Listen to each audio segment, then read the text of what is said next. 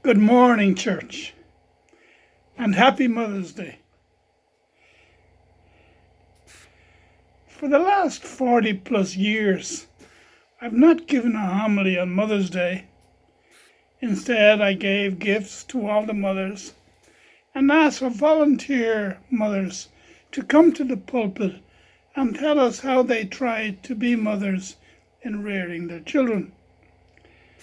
I found that to be more effective than any piece of advice that I might have tried to offer by attempting a pastoral homily.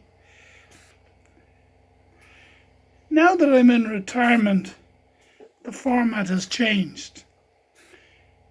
Father Anderson, our pastor, celebrates the community mass, and I'm somewhat limited in my minutes allotted to give my Sunday reflection on St. Paul Church website. So here it is, my first homily on Mother's Day in more than 40 years.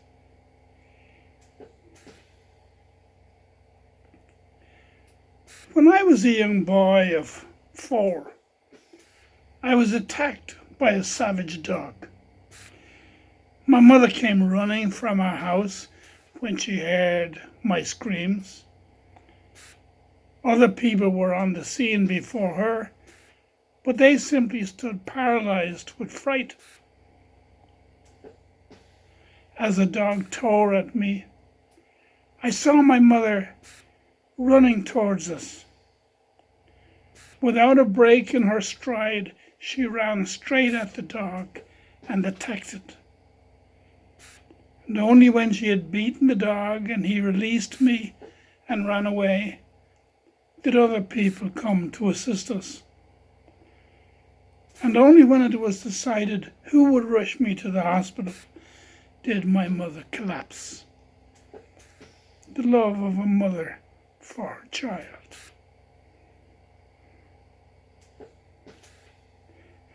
I love my mother for risking her own well-being to rescue me that day.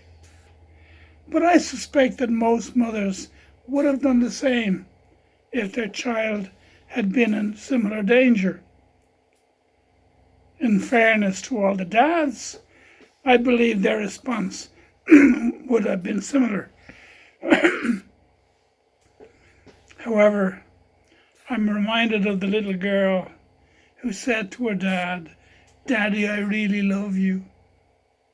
He said, "And I love you, sweetie." Then she said, "But I love Mom even more." I'm aware of the vast love that I see many mothers give to their children. They may have cut the umbilical cord at birth, but I see the cord of love that binds mother and child remains intact.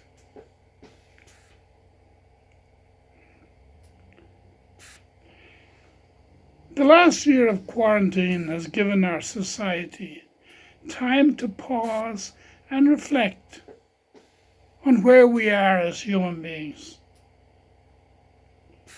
Personally, I have seen lots of dysfunction in our society, where those with power to change things continue to undervalue and underpay women and mothers for the work they do.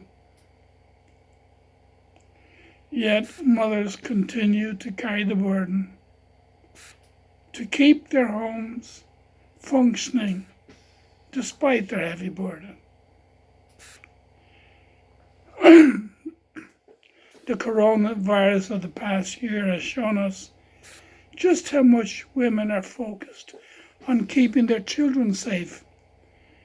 When we realize that over 3 million women and mothers left the workforce when they had to choose between protecting their jobs or protecting their children,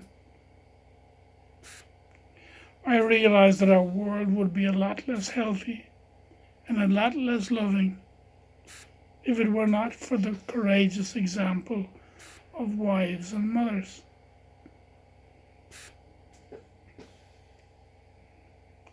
I want to honor my mother today, not just by praising her for the loving upbringing that she poured into my heart, nor do I believe it is sufficient to share praise upon all mothers for similar loving actions. What we are called to do as children of loving mothers is to work and advocate for justice and fair play for all the mothers of our world and whom we so desperately need. God bless you all.